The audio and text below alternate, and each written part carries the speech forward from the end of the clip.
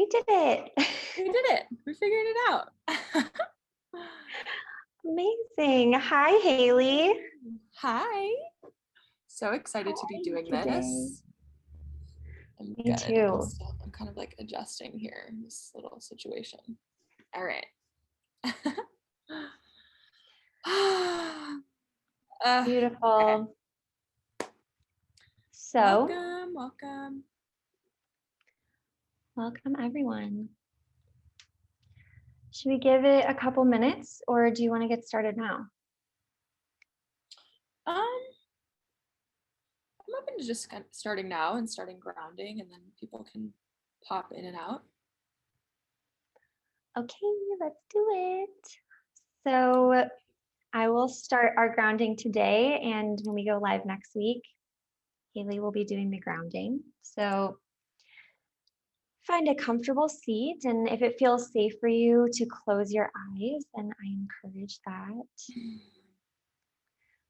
Place the hands face down onto the thighs. And you can sit in a cross-legged position or have the feet planted onto the ground. But wherever you're at, sit with a tall spine to allow for a roomier breath.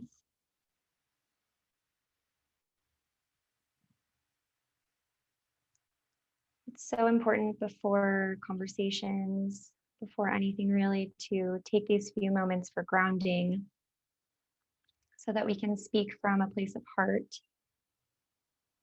and authenticity.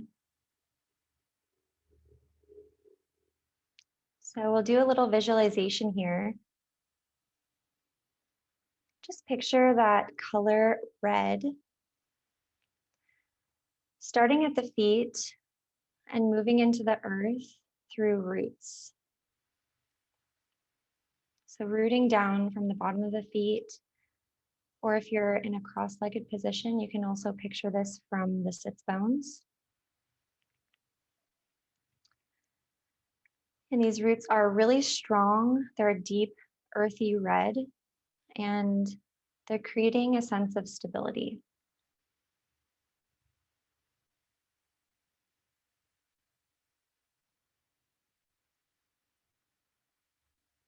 If you haven't already, also bring your attention to your breathing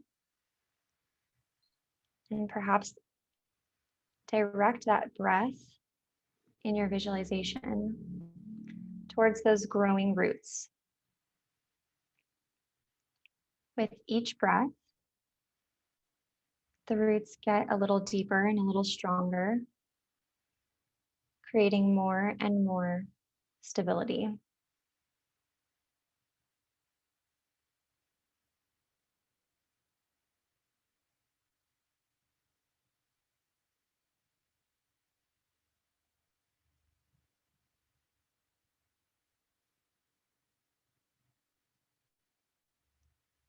And the last little piece of this is if there's anything that you feel is blocking you today or getting in your way, you don't really need it at this moment. Imagine that that energy is going out of the bottoms of the feet into the earth, getting renewed into something nourishing for the ground beneath you. And then as you inhale, you'll get some nice nutrients coming back up from the feet, from the ground. So we're just having a conversation here with the ground below us.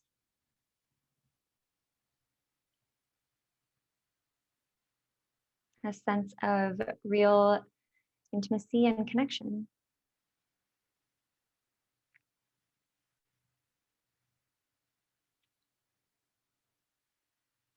We'll take about 3 more breaths here.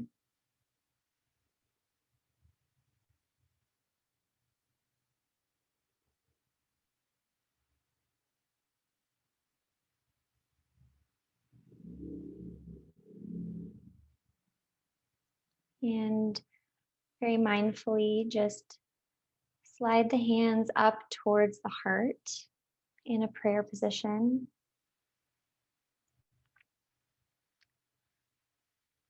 And know that wherever you go from this moment through the rest of your day, those roots can come with you, helping you to maintain a sense of centeredness within yourself.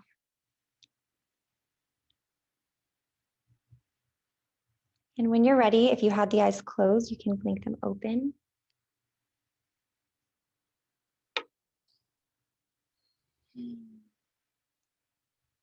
Come back into the room. Now I feel ready to have a really nice conversation with my dear friend Halie. Yes, me too. Lauren and I have talked about this before, but we just have talked about how if we could begin every interaction we have with a human with just that moment to ground, like how transformed I really fully believe the world would be. So I love that we begin that way.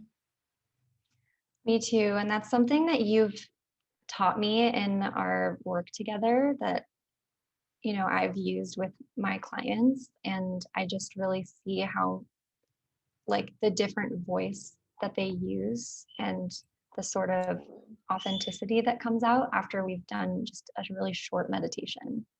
Yes, same. I noticed that with the people that I work with also, and even just in my personal relationships too. So huge. Yes. All right. Well, shall we begin? Yes, let's. All right. So we're hopping on here today to share with all of you really an upcoming offering that we have. It's a free mini retreat that we're doing called Creating Inner Belonging. And we're doing this live today, and then we're doing another one next week in preparation for that event. But we wanted to start today with just an opportunity to share a little bit about each of us, our stories, how we've come to where we are today and the work that we do, and why we want to share with you and why we believe this work is important. And then also just open the floor for any questions or conversation that people might have along the way. And so maybe we can kind of each just take turns. What do you think? Yeah, that sounds beautiful. Cool. Do you want to start? Yeah, I can start.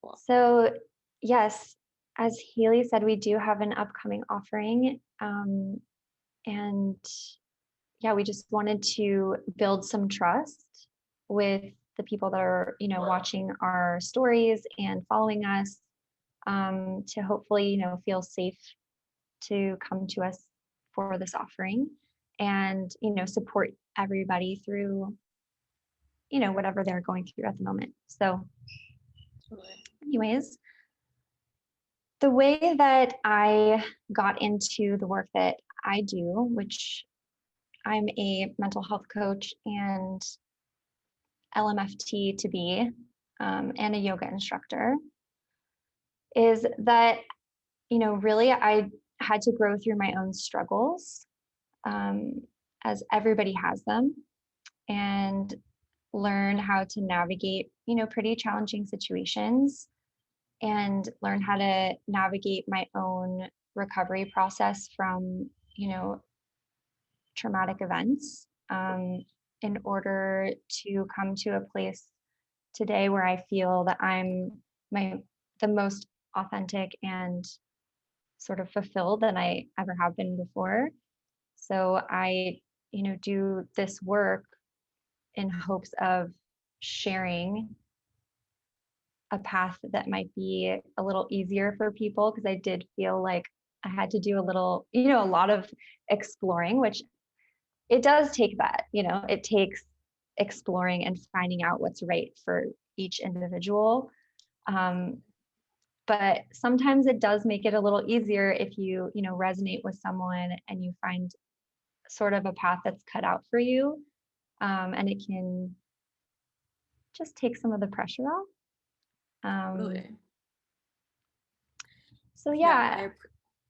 Oh, go ahead. oh, I was just gonna say that I appreciate that so much because I also believe in that fully. Like, of course, we all have to have our own path and exploration and meander our way through life. And also, one of the things that I feel like has been so healing for me, and that's really kind of like lost in a big way in our culture in a sense, is kind of this like concept of lineage, right? Where it's like, oh yeah, there are people who have walked this path before, and I don't have to like reinvent the wheel entirely if I don't want to. And so to get to have that opportunity, I feel like is really, in a way, like in the long term, I feel like kind of creates a spaciousness, right? And I don't want to say like shortcut, because I don't necessarily feel like that's the point or even any kind of a promise, but it's like, but there's, yeah, this opportunity to be like, okay, I do resonate with what this person is offering or saying, or the experience that they've had or the path that they've walked.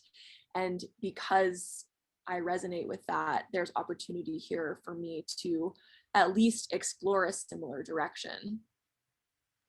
Yes. And I think also probably with, you know, for both of us, or I guess I can just speak for myself, but I feel like I create a structure that helps people to feel safe, but it's not restrictive. So it's very much open to each individual and what feels right for them.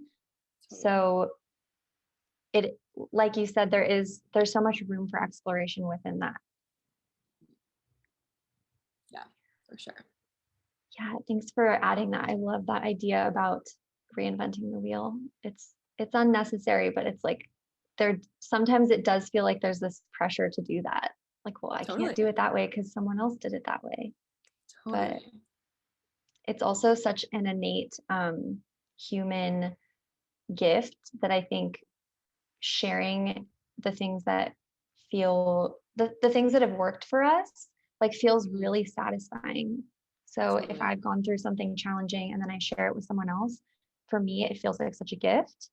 Yes. So by me trying to reinvent the wheel and not sort of ask for help from someone else that I look up to, then I'm also kind of preventing them from getting that feeling too, if it's something that they want, you know?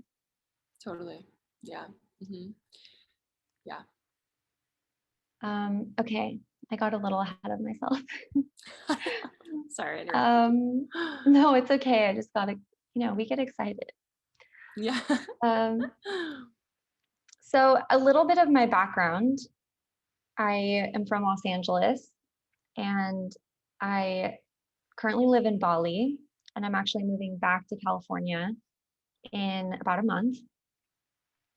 So I've been in Bali for 3 years, and um, basically, I don't think that I need to get into all the super details of my childhood and, my story, but I think that I can, really sum it up by saying that I was very much detached or not present within my own body. And I had a lot of ways of going about accomplishing that. One of them was, addiction, um, something that came up for me after I got sober about 11 years ago was disordered eating, which I think is really common for a lot of people, and also a lot of people that are in recovery. And another really big one is that I worked for a really big corporation. I had a really important job, and I threw myself into it where I was available 24/7 and did not leave space for myself and my own feelings, my own space to just be in my body. It was very much driven by, coming from a head place. And when I moved to Bali, the purpose was to start over and kind of figure out who I am without all of those things. Because I think, I had gotten rid of the alcohol, but I was still very much in, disordered eating, and I was still very much identified with my job. So when I moved to Bali, I had sort of a it was kind of a bottom. It was like an emotional bottom where I I didn't know who I was anymore, and it felt so scary to, have that loss of identity. But once I was, able to pick up the pieces, it was so worth it. It's like that's always in my experience how it is when things fall apart and they feel messy and they feel like it's not going to get better. We have this opportunity to start over and like rearrange things in a more authentic way.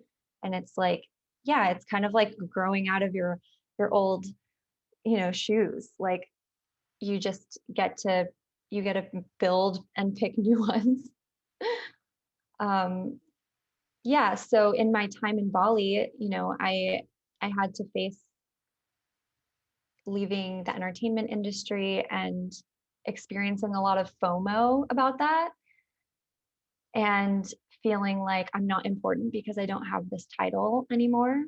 And then also dealing with um, you know, navigating a relationship, a long-term partnership, and moving to a new country, and yeah, still struggling with my disordered eating. So I would say, I addressed all of those things through a combination of, 12-step fellowship and um, therapy, couples therapy, and a yoga practice.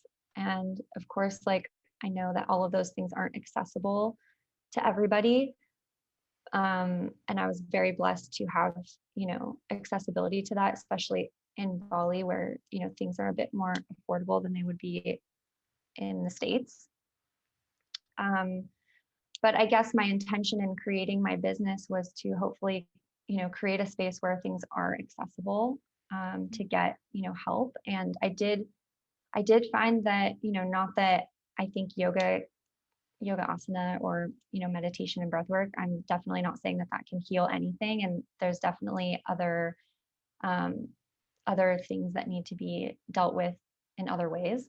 But I will say that my yoga practice, my meditation practice, my breath work practice really helped me to come into my body, um, as well as with education around like the roots of diet culture, and just coming to a place of respecting my body for what it does for me.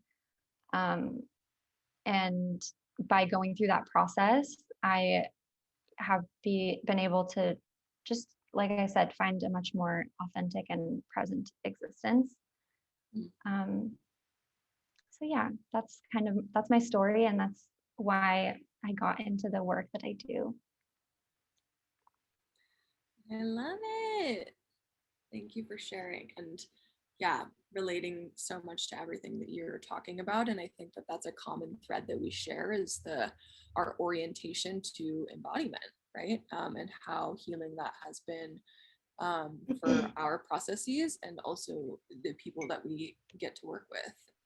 And I'll just share a little bit about myself. I'm a somatic facilitator and educator. And that's a fancy way of saying that I teach and facilitate space around what it means to be in our bodies.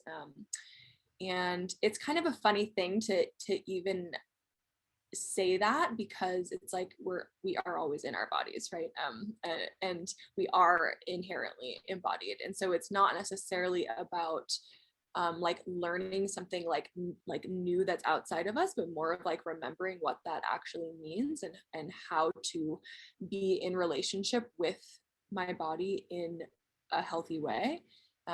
And so that's a huge part of the work that I do. I'm also a sober coach, and I founded a recovery community, which is the account that I'm on now, Embodied Recovery Community, in January of last year.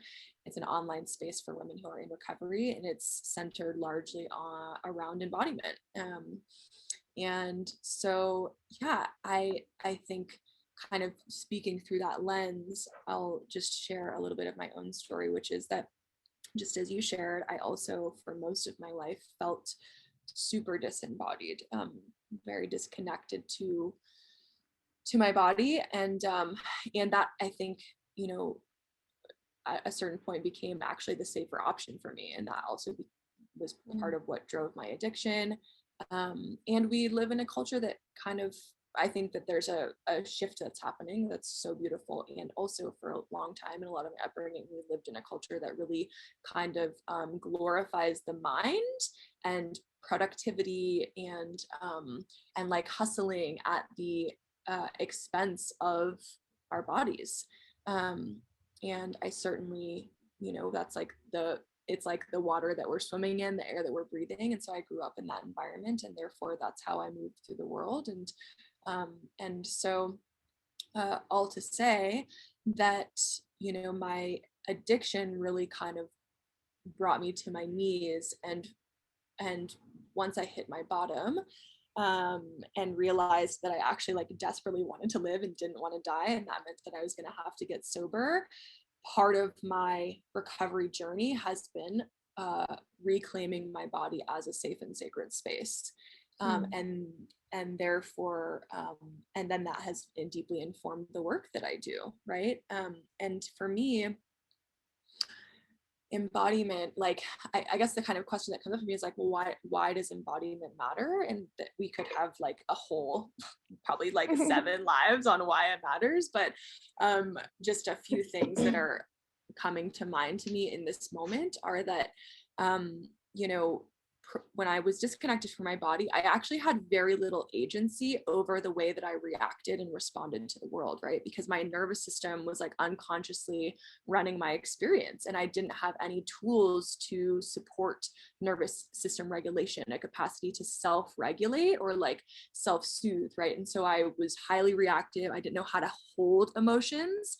And because I didn't know how to hold emotions, like that's why I used, right? I'm like, I don't know how to be with what I'm feeling in any given moment unless it's like elation from drugs or numbness from drugs, um and so then when I got sober and I was like, oh, I'm feeling everything again and I have no idea how to hold this, I had to start to learn how to hold it, and that meant being more connected to my body. And now when I have something stressful occurring in my life, or I'm experiencing anxiety, and I don't want to give any illusion that I've like have like mastered any sort of like, Yeah. I'm still very human and have like the full spectrum of emotional experiences all the time.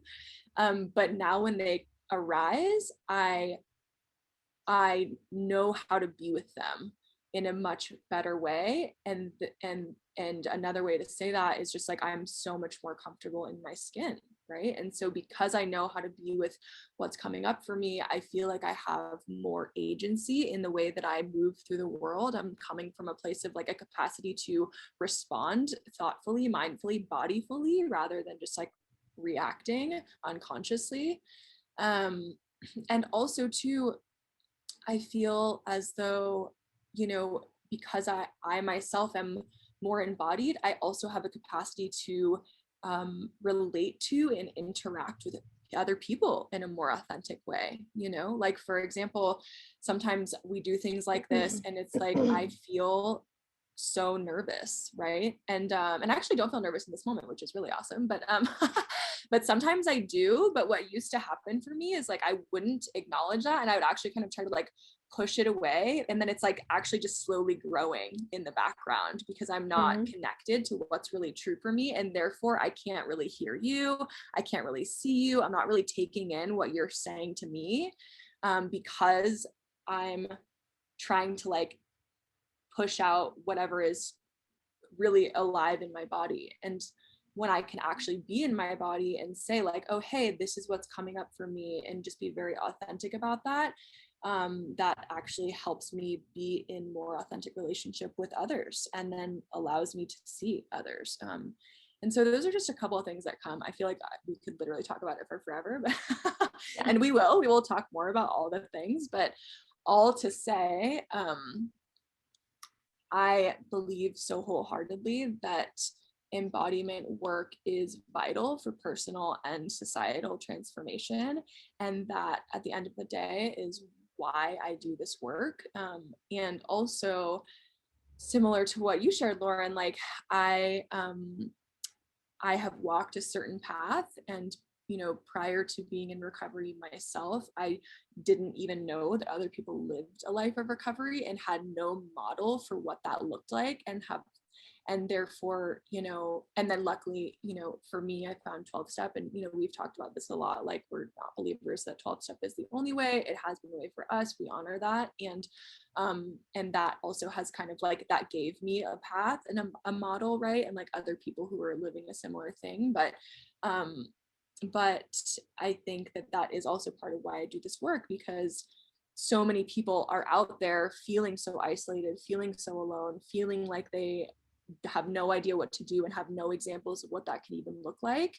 And I wished so badly that I can remember who said this and exactly how they said it, because I'm going to butcher it. But someone I read once, and it has always really stuck with me, that basically, like, the only real thing we actually have to offer this world is our lived experience and that which we have walked through ourselves.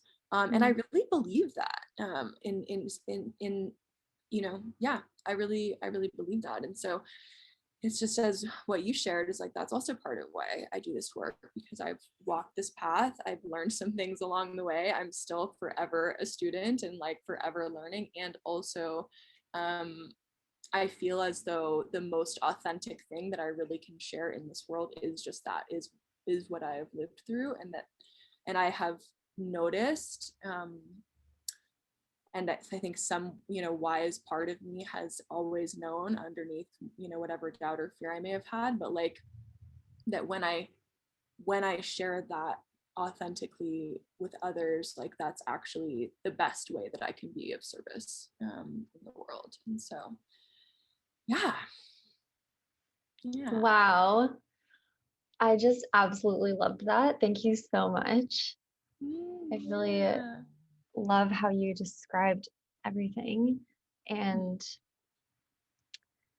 yeah, I think what really stood out to me about what you said is, first of all, being a forever student, because it's like, yeah, I appreciate when people that I look up to share with me that they have struggles too.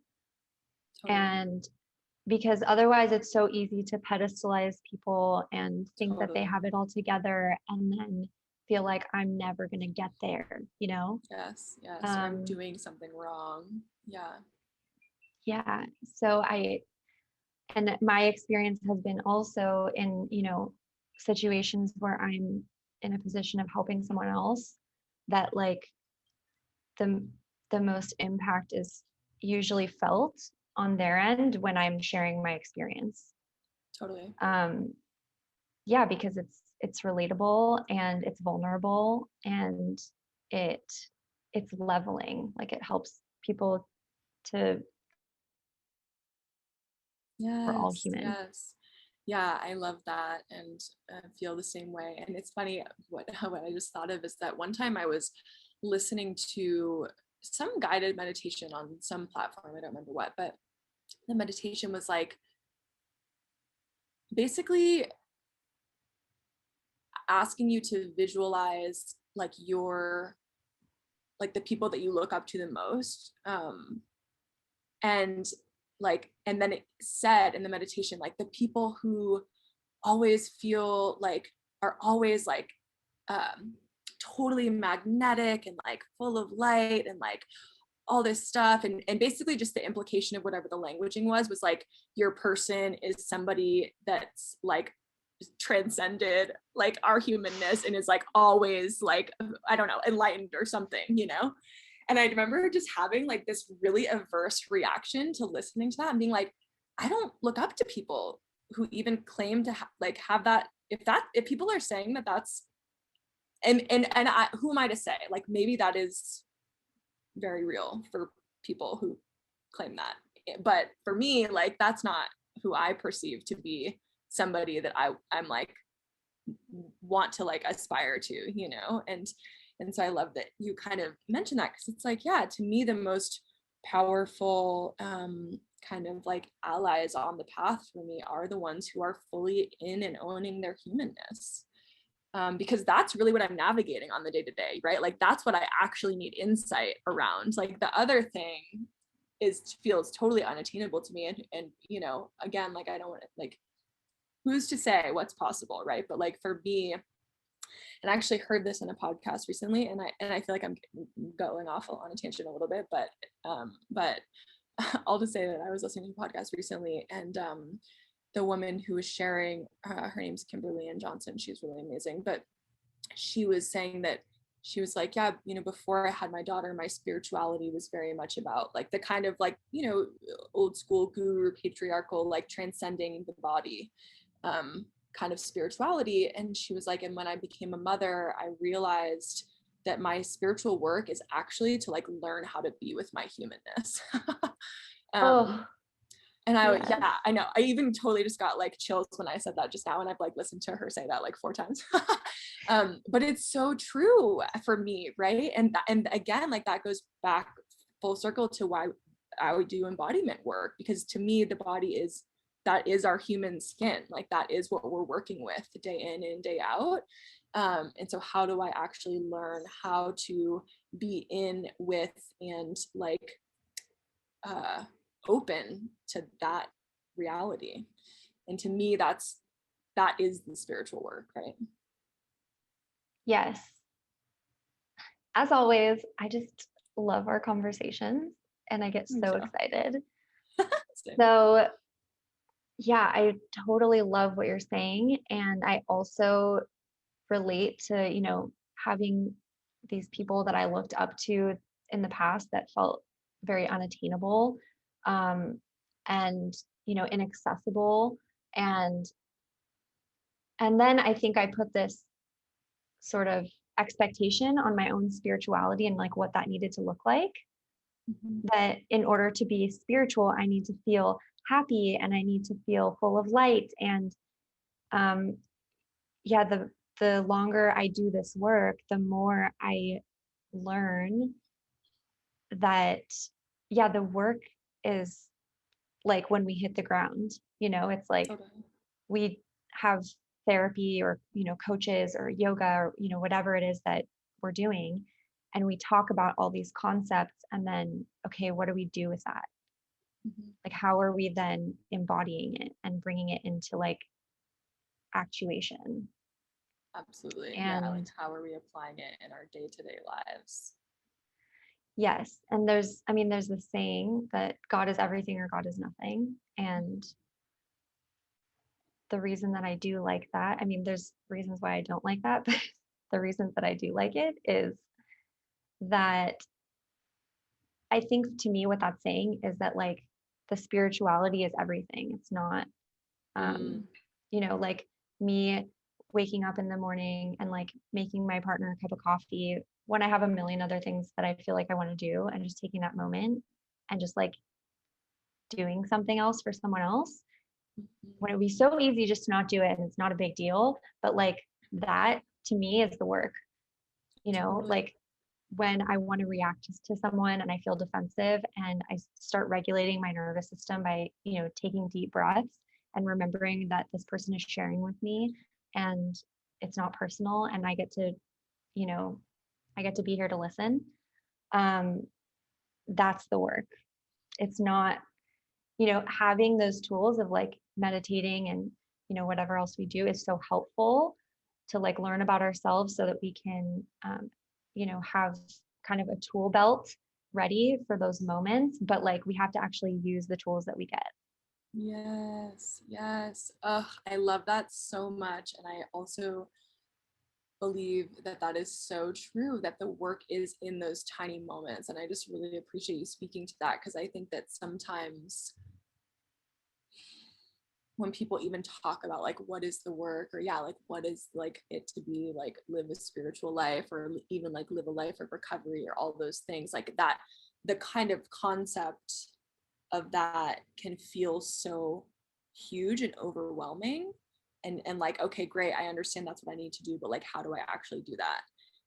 And so I love that you're speaking to that, because I think that that's how we do it, right? It's like literally moment to moment, And it is in those tiny moments. And I love, like, even they use the example of like making coffee for your partner when you'd rather be doing other things, because that's like this little moment where you're choosing a relationship with a higher power and you're choosing service.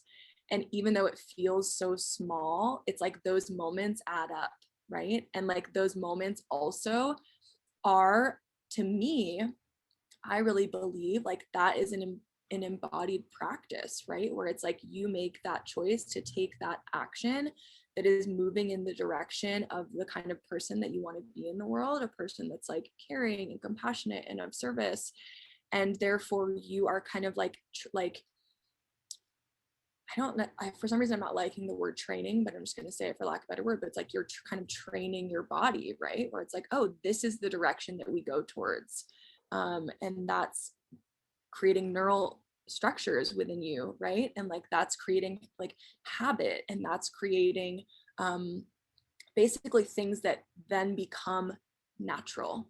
And to me, like that's so much the process of recovery, and a spiritual life for me, where it's like, yeah, we're like building those new ways of being in the world and in relationship with the world on a moment to moment basis over time. And I think back to like, you know, who I was 6 years ago, and like just the way that I moved through the world was so different. And I so much prefer the way that I move through the world now. And I was also reading recently something about how like when something is truly embodied in us, in other words, like it's become like ingrained, it's like we almost actually become unconscious of it again, because it's not, we're not having to effort to like orient ourselves in this new direction. We've done it so many times, thousands of times, that it's just habit, right? Like an example for me, right, is like is not drinking or using. Like in the beginning of my recovery, I had so much of my physiology oriented towards, okay, I'm uncomfortable, therefore I need drugs. And that was really wired into me.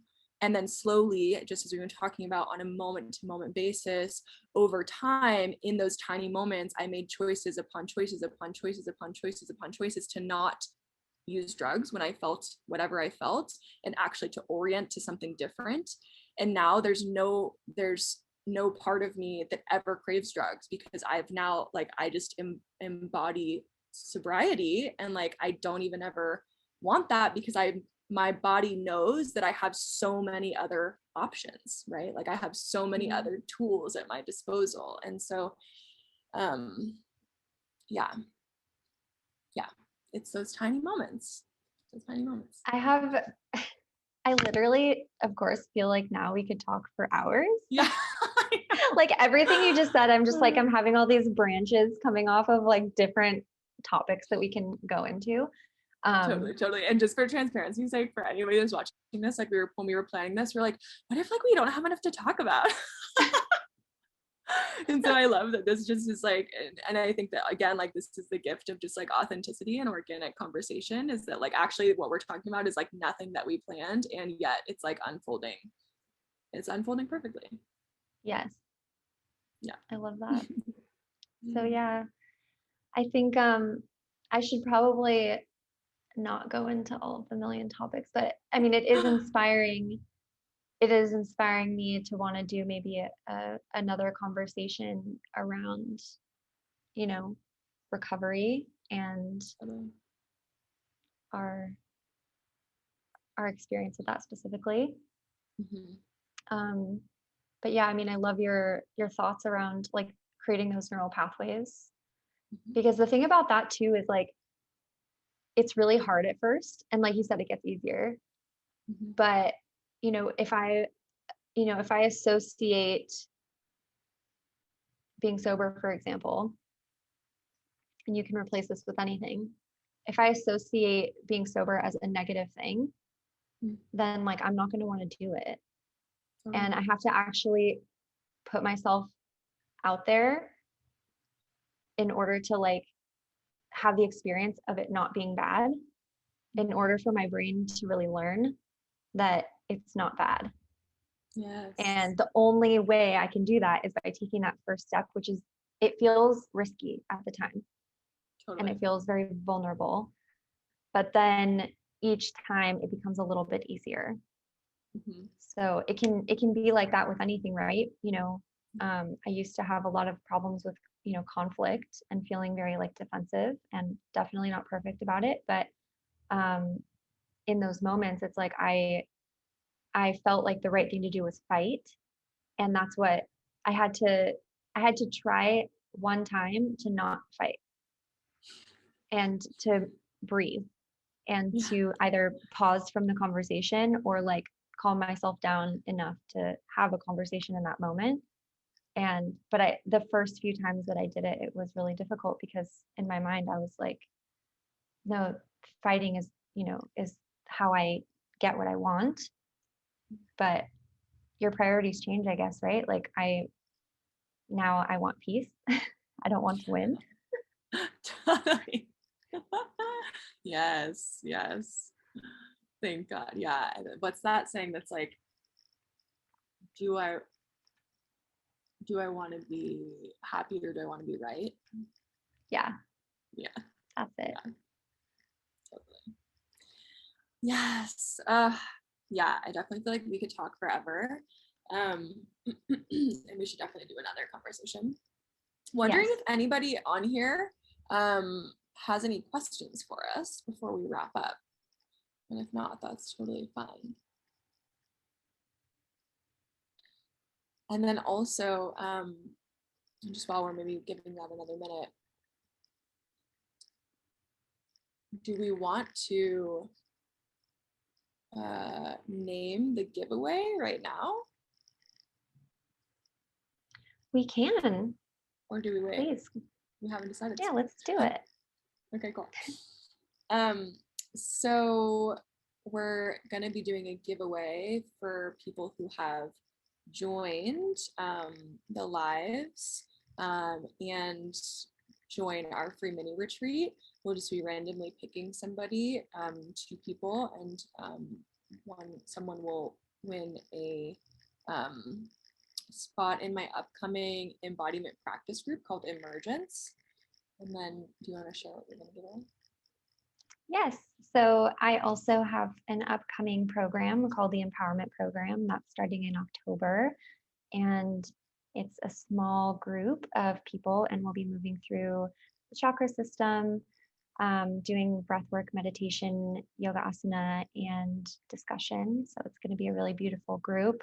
And I will also be giving away a free spot to somebody random, as Halie described. So, somebody who's been to the lives and also joined in our mini free retreat that's coming up Saturday, September 25th at 5 p.m. PT, 8 p.m. ET. I said Sunday because for me it's going to be Sunday, but yes, it's totally. Saturday. Totally. And also now, as we're talking about this, I'm realizing that probably the best way for people to like enter the giveaway is to actually just DM us. Both. You can DM both of us on these accounts, Embodied Recovery Community and Lauren Rose Yoga, and just let us know that you watched the lives and that you are interested in offerings. Because obviously, we don't want to like give it to somebody that doesn't want it. Yes, and I think if you're watching the recording as well. Totally. Yeah, I think that's really fun too. Yeah.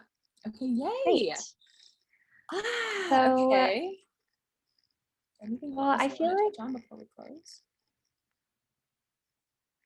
well, I mean, I guess we can just mention that at the same time next week, we're going to be doing another live where we go a little bit more specifically into the things that are going to be covered on our free mini retreat.